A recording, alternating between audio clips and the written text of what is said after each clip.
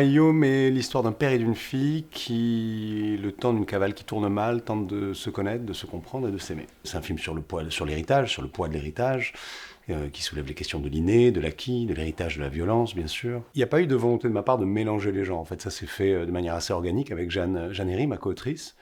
Par contre, l'idée de dépeindre une histoire sur ce lien universel qu'est le lien père-fille dans ce décorum de vie de voyou, nous on a toujours voulu avec Jeanne, si tu veux, prendre le royaume et le positionner ailleurs par rapport à tout ce qui concerne ce genre de film. Donc prendre l'intrigue du film classique de voyou, tout ce qui concerne l'échiquier militaire, la guerre des clans et des territoires, et la mettre au second plan, pour justement laisser émerger autre chose, en fait, créer de l'espace pour déjà avoir un film qui parle des conséquences de ces choix de vie-là, sur les proches, sur les enfants tout d'abord, et puis sur les femmes, sur les parents, et peut-être aussi dépeindre un reflet plus fidèle de ces hommes-là, ces hommes-là ne sont ni héroïsés, ni sacralisés, ils sont montrés dans des vies d'hommes avec la peur chevillée au corps, au quotidien, et c'était important pour nous de montrer cette machine de la voyoucratie, si tu veux, dans son inévitable extinction programmée, tu vois, où les hommes sont montrés comme les pénitents, en fait, de leur propre vie, tu vois. C'est comme des fantômes qui sont déjà morts, mais qui ne le savent pas encore. Ouais. Le fait de traiter ces hommes-là dans leur fragilité, dans leur peur, dans cette peur, justement, de perdre un ami, cette peur de laisser derrière eux une femme ou un orphelin, la peur de ne pas accepter l'issue de ce que les Italiens appellent la malavita, en fait. Je crois que c'est au travers de ce sentiment-là et la peur de cet enfant de potentiellement perdre son père, je crois que c'est aussi par ça qu'on rentre dans la porte des hommes et qu'on laisse derrière justement et les clichés et cette image parfois trop souvent galvaudée de ce qu'est un voyou. L'explosion de la voiture piégée qui a fait 4 blessés dans le teint grave s'est produite peu avant 22 heures dans le centre-ville d'Ajaccio. C'est pas normal. C'est le début de quelque chose. Julien a écouté une playlist quand il a écrit le scénario.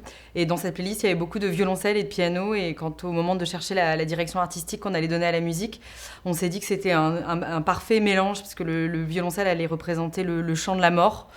Voilà, dans sa gravité, dans sa profondeur, dans quelque chose de très solennel aussi.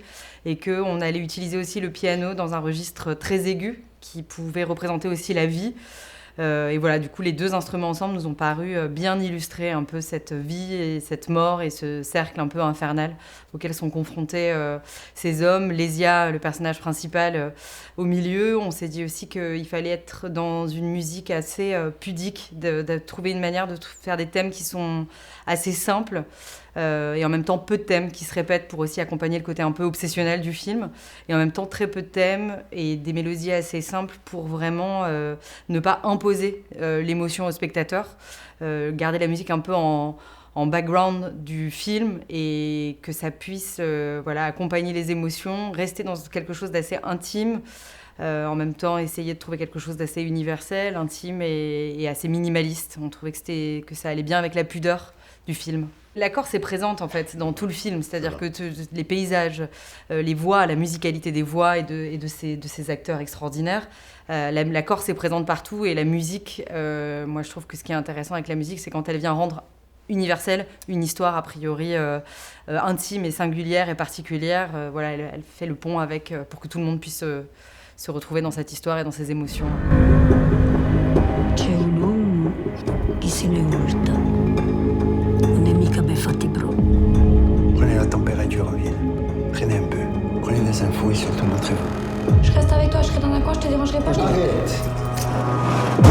Ce qui se dit, ce que tu vois ici, tu n'en parles à personne.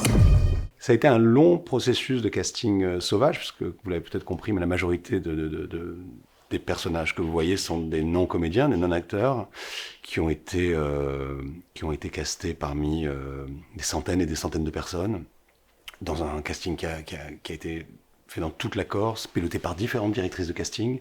Ils ont tous été choisis pour leur sensibilité, leur capacité de travail, leur nature profonde, bien évidemment.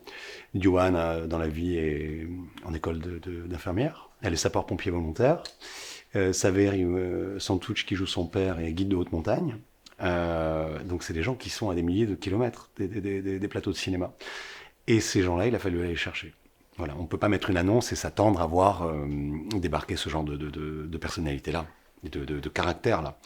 Donc c'est du bouche à oreille, comme beaucoup de choses chez nous. Les gens se sont mobilisés tout autour de moi, autour de nous, de mes directrices de casting.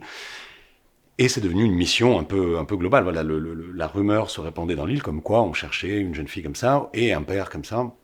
Et je recevais beaucoup de photos, de profils différents. Diwan, on l'a trouvé dans un temps assez raisonnable, on va dire, au bout de 3 mois de casting sauvage. Et ça a été immédiatement le coup de foudre. Moi, en plus, j'ai plutôt l'habitude de prendre mon temps avant de partir sur un choix comme celui-ci. Et là, en fait, je l'ai rencontrée. Elle avait fait une tape avant avec ma directrice de casting. Je l'ai rencontrée avec 2 scènes à jouer. C'est moi qui lui ai renvoyé la réplique et ça a été le coup de foudre immédiat. Pour trouver le père, ça a été un peu plus long. C'est là où on a passé 8 mois. Voilà. Dans tout et pour tout. Mais voilà, une fois qu'ils ont été choisis, ça a été beaucoup de travail aussi avec un coach. Eux d'un côté, moi de l'autre, donc on a travaillé en triangulaire en fait, et on a répété tout le film, on a abordé chaque scène, chaque arche dramatique de chaque séquence pour qu'ils soient le plus près possible et qu'ils comprennent chaque enjeu émotionnel, puisque je ne peux pas demander à des non-acteurs de jouer, je peux juste leur demander d'être, et donc il fallait que pour eux tout ceci soit vraiment limpide et qu'ils arrivent le jour du tournage les plus près possible. Ça me fait du mal de te dire non tout le temps.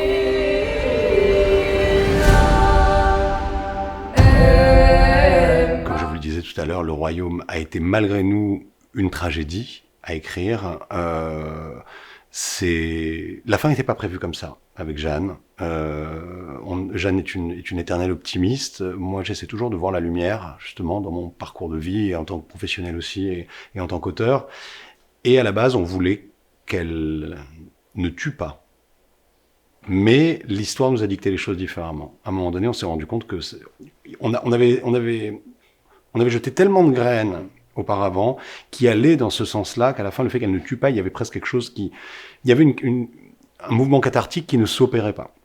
On a dû se voiler d'évidence où il fallait en fait qu'à un moment donné, elle aussi se salisse les mains et qu'elle tue et que la lumière provienne peut-être d'ailleurs. Et donc cette lumière, au sens propre et figuré, peut-être provient de ce qui se passe dans la télé. On termine les derniers mots du film, où s'écrivent les pages d'une nouvelle vie. On parle de la rentrée des classes, on termine sur une bossa nova que je n'ai pas composée. Mais voilà, Rodrigo Amarante qui est cette magnifique chanson.